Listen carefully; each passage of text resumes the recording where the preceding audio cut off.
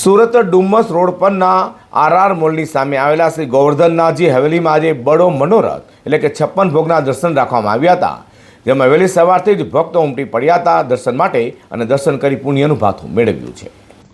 સુરત શહેરમાં પ્રભુ શ્રી ગોવર્ધનનાથજીનો 56 ભોગ મનોરથ એટલે કે બડા મનોરથના દર્શન આજે તારીખ 22મી ફેબ્રુઆરી રવિવારના રોજ સુરત ડુમ્મસ રોડ પરના રાહુલ રાજ મોલની સામે આવેલા શ્રી ગોવર્ધનનાથજી હવેલી ખાતે આયોજન કરવામાં આવ્યું હતું।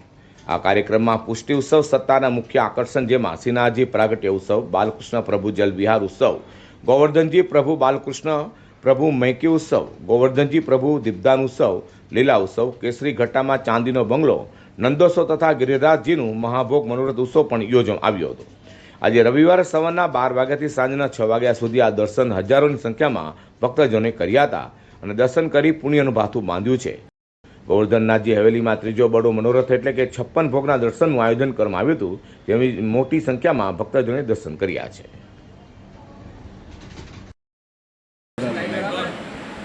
જી, આપનું નામ? મારું નામ હેમંત દેસાઈ છે। હું શ્રી ગોવર્ધનનાથજીની હવેલી જેનું સંચાલન કરે છે એ શ્રી ગોવર્ધન ટ્રસ્ટનો ટ્રસ્ટી છું। આજે જે 56 ભોગના દર્શન કરવામાં આવ્યું છે, સતત આ ત્રીજી વખત છે, શું કહો છો? અમે ઘણા વખતથી આ વસ્તુનો વિચાર કરતા હતા કે આપણે હવેલીનું નવું નિર્માણ કર્યું છે તો કંઈક સારો પ્રસંગનું આયોજન કરવું જોઈએ, એટલે આજે 22મી ફેબ્રુઆરીએ અમે શ્રી ગોવર્ધનનાથજીના 56 ભોગનું આયોજન કર્યું છે।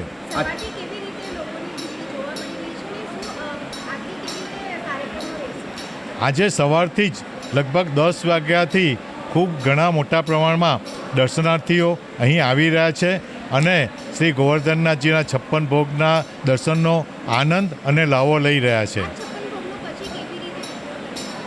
આ જે ઠાકોરજીને બધી સામગ્રી ધરાવી છે એ આજે એમને આપણે ધરાવી છે, એટલે આવતીકાલથી અમે એને પ્રસાદ તરીકે જે મનોરથીઓ છે એ અને જે બીજા સેવા આપશે એ બધાને અમે પ્રસાદ તરીકે આપશું। ભક્તજનો માટે શું સંદેશો છે?